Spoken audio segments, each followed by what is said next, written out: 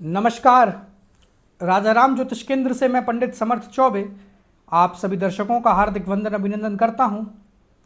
आज हमारी चर्चा ज्योतिष के एक सिद्धांत को लेकर है।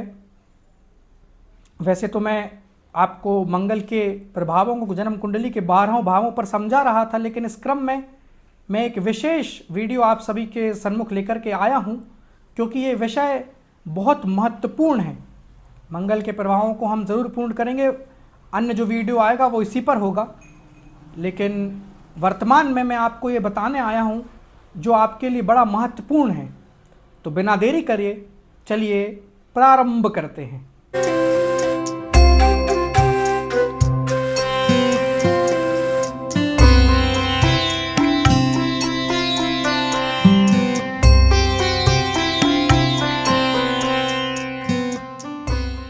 प्रिय दर्शकों, अगर आप ज्योतिष के विद्यार्थी हैं या ज्योतिषी हैं तो आपने इस सिद्धांत को ज़रूर पढ़ा होगा, कारको भावनाशय।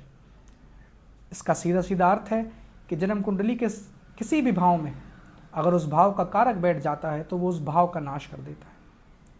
लेकिन जितनी सरलता से इसका अनुवाद है, उतना सरल इस सिद्धांत को घटित करना नहीं है। प्रिय दर्शकों, ऐसी कई जन्म कुंडलियाँ मैंने देखी हैं कि मान लीजिए सप्तम भाव में गुरु हैं, क्योंकि आज हमारी चर्चा विशेष रूप से कुंडली के सप्तम भाव पर इस सूत्र को घटित करने के लिए है। तो मान लीजिए जन्म कुंडली के सप्तम भाव में गुरु हैं, स्त्री की पत्रिका है, तो यहाँ पर पति के कारक गुरु हुए, तो इस हिसाब से गुरु सप्तम में बैठकर भाव का नाश कर देंगे। ऐसा हमेशा नहीं होगा, ऐसा हमेशा नहीं होगा। उस भाव का सर्वथा नाश हमेशा नहीं होगा, लेकिन ये ज़रूर होगा कि उस भाव के फल में थोड़ी सी कमी ज़रूर देखने को मिलेगी। प्रिय दर्शकों, मान के चलिए कि जन्म कुंडली के सप्तम भाव में गुरु विराजमान होकर के बैठे। अब जन्म कुंडली के सप्तम भाव में गुरु हैं और ये मान लीजिए कि जन्म कुंडली के सप्तम भाव में ही गुरु की राशि है। सप्तम भाव में ही गुरु की राशि है, तो अगर जन्म कुंडली के सप्तम भाव में गुरु की राशि है, मान लीजिए धनु राशि है, तो पत्रिका जो है मिथुन लग्न की हुई और उसी भाव में गुरु विराजमान होकर के बैठ गए हैं और ये स्त्री की पत्रिका है।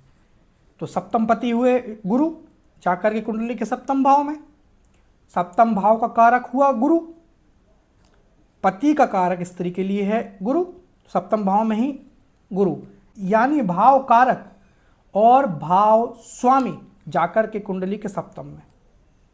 अब मान लीजिए शनिदेव की दृष्टि सप्तम भाव पर पड़ गई, कहीं से शनिदेव की दृष्टि मान लीजिए उस कुंडली में सप्तम भाव पर पड़ गई, या राहु की दृष्टि सप्तम भाव पर पड़ गई, तो दाम्पत्य जीवन सुखद नहीं रहने वाला।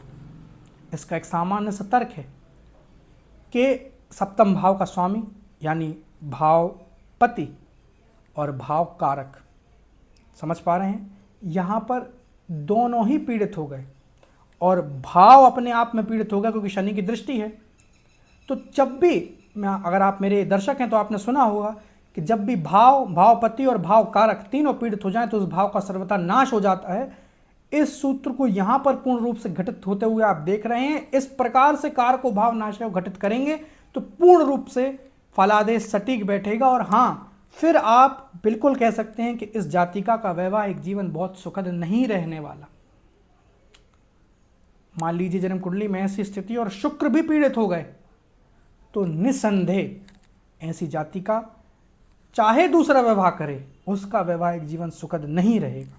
यही बात आप पुरुष की कुंडली पर भी घटित करके देख सकते हैं। पुरुष की कुंडली में सप्तम भाव का कारक शुक्र हुआ, जन्म कुंडली में सप्तम भाव में ही शुक्र हो, तो मैं हमेशा से कहता आया हूं कि वैवाहिक जीवन के लिए बहुत उत्तम नहीं होता है पुरुष की कुंडली के लिए। सप्तम भाव में शुक्र हो, शुक्र पर शनि राहु मंगल, इनमें से किसी की भी दृष्टि हो, तो ये वैवाहिक जीवन के सुख में कहीं ना कहीं कमी कर देंगे। वैवाहिक सुख यहाँ पर जातक का बाधित आवश्यक रूप से हो जाएगा। प्रिय दर्शकों, सप्तम भाव आपके लग्न का प्रतिबिंब है, लग्न का प्रतिबिंब है, क्योंकि लग्न से सप्तम, समझ पा रहे हैं। तो ये जानना बहुत आवश्यक है कि जब भी आपका किसी से विवाह होगा वो आपका अपोजिट ही होने वाला है। आप गौर कर लें, मान लीजिए सिंह लग्न की पत्रिका है, तो लग्न में सूर्य की राशि और सप्तम में कुंभ राशि शनि की, दोनों परस्पर शत्रु हैं।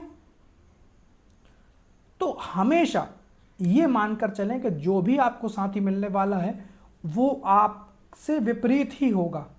आप दोनों अलग अलग ही होंगे, कभी भी बिल्कुल सेम स्थिति कभी भी आपको देखने को नहीं मिलने वाली कि बिल्कुल सामान्यतः पति और पत्नी का पूर्ण रूप से स्वभाव एक सा ही हो जाए, भले कुंडली कितनी भी अच्छी मिले, ऐसा कभी नहीं होता।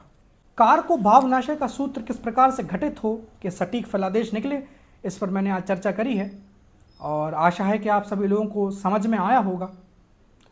चैनल को सब्सक्राइब करें, लाइक करें, शेयर करें।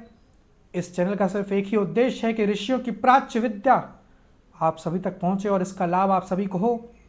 आप सभी से पुनः मुलाकात होगी, तब तक के लिए नमस्कार।